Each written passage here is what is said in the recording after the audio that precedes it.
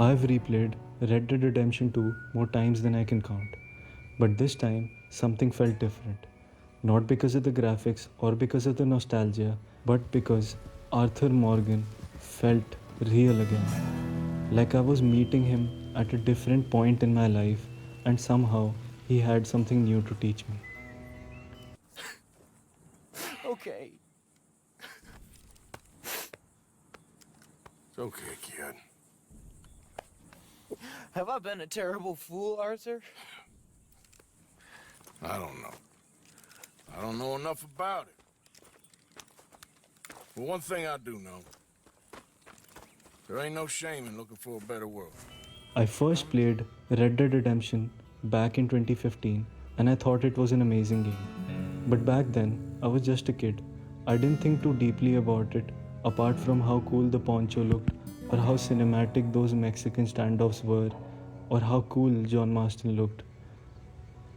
Then, a few years later, when I was 20, I played Red Dead Redemption 2, and that game completely changed how I looked at storytelling and video games as an art form. I've always been a big fan of westerns, the good, the bad, and the ugly, Butch Cassidy and the Sundance Kid, Tombstone, Legends of the Fall. So, stepping into Arthur Morgan's boots felt like being the protagonist of a western movie myself. Only this time, it wasn't just spectacle, it was soul. No other game has gripped me the same way. The world, the music, the characters. It's still the most detailed and beautifully crafted open world games I've ever played. Even modern AAA games struggle to match its heart. So I decided to replay it. The game opens with the Vandalin gang escaping the Pinkertons through the snowy mountains of Amberino. It's classic western, snow, desperation, and the warm glow of a lantern cutting through the storm.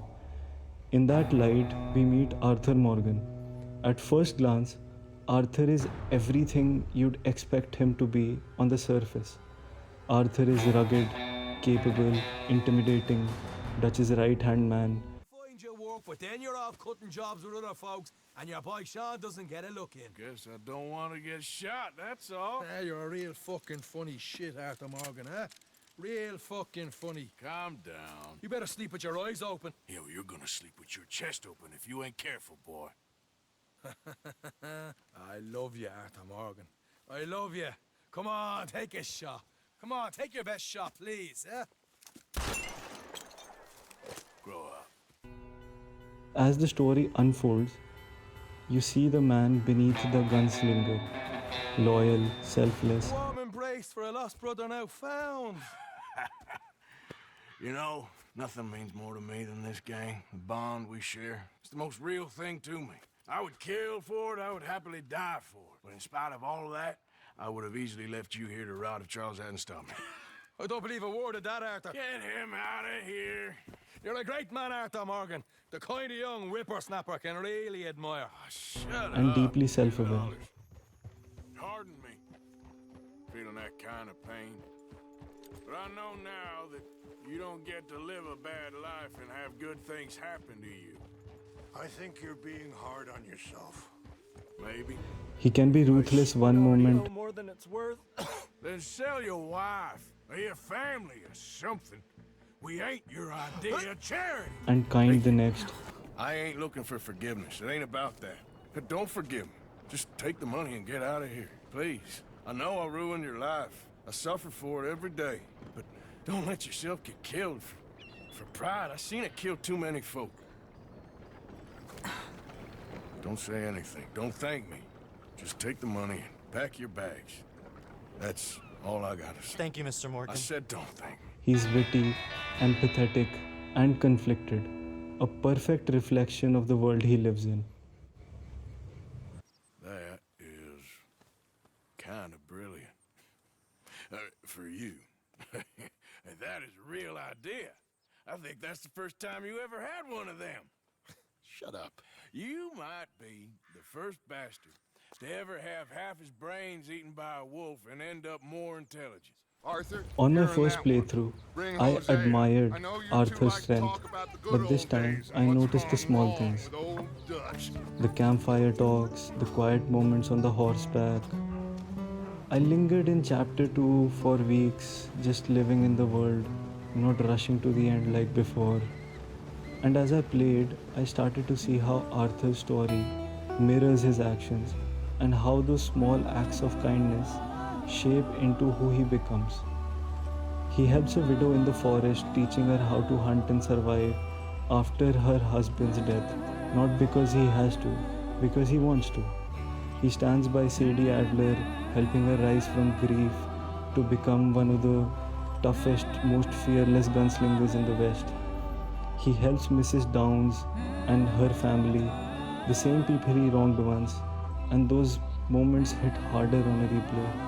You see the guilt, his compassion, his need to do something right before it's too late.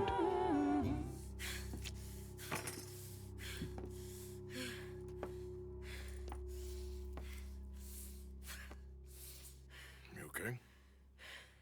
Yeah. He was a good man, my Jakey.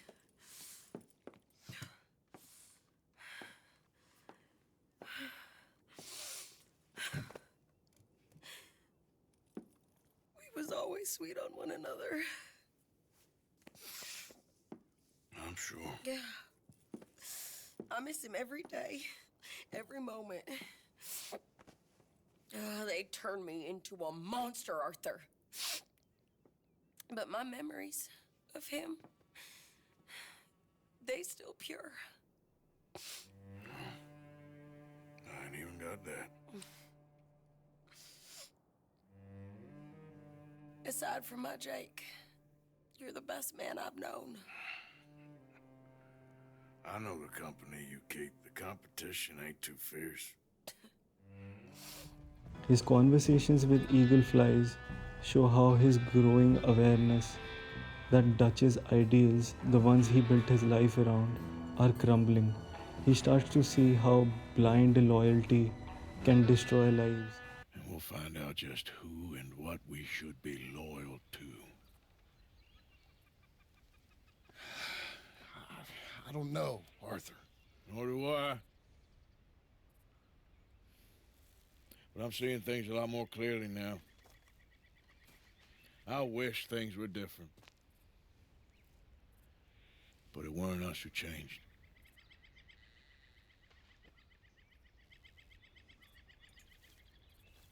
And finally, he helps John, not just as a friend, but as a brother. When Arthur chooses to stay behind so that John can escape with Abigail and Jack, it's the ultimate act of redemption. He gives them the future he'll never have, a life he only dreamed of. All right, Arthur, come on, let's go. You go. Keep pushing, Arthur. No. No. I think I've pushed all I can. Come on. You go. We ain't got time for this, not now. We ain't both gonna make it. Go. Now. I'll hold them off. It would mean a lot to me. Please. There ain't no more time for talk. Go. Arthur. Go to your family. Arthur! Get the hell out of here and be a goddamn man. You're my brother. I know.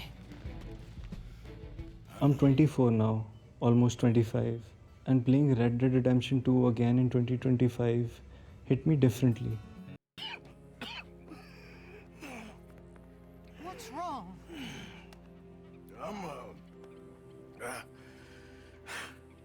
I'm dying, sister. Okay. Yeah, I got TB.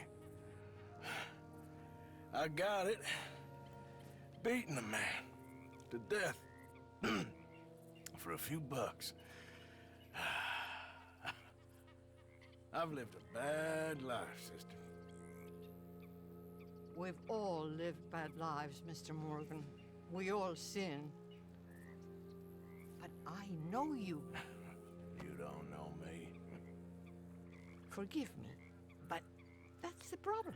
You don't know you. What do you mean?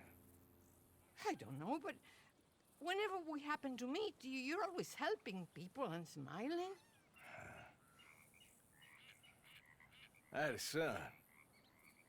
He passed away. I had a girl who loved me. I threw that away. My mama died when I was a kid. And my daddy, well, I watched him die. That weren't soon enough. My husband died a long time ago. Life is full of pain. But there is also love and beauty. What am I gonna do now? Be grateful that for the first time, you see your life clearly. Sure. Perhaps you could help somebody. Helping makes you really happy. But I still don't believe in nothing. Often, neither do I. But then I meet someone like you, and everything makes sense. You're too smart for me, sister. I guess I'm afraid. There is nothing to be afraid of, Mr. Morgan. Take a gamble that love exists and do a loving act. I kept my honor high this time. I helped strangers, took my time, and just lived in Arthur's world. Maybe it's because I've changed too. I understand regret and loss a little more now. Arthur Morgan isn't just an outlaw. He's a man searching for meaning. And even when he realizes that time's running out, he doesn't hide from it. He accepts who he is and he tries to make things right before the end. He reminds me that you can't always change your past, but you can always change the kind of person you are today. Red Dead Redemption 2 isn't just a video game, it's art. And Arthur Morgan is still to me the best fictional character ever written. And replaying it in 2025 reminded me that redemption isn't really about living longer, it's about living better. And maybe that's what I needed to hear again.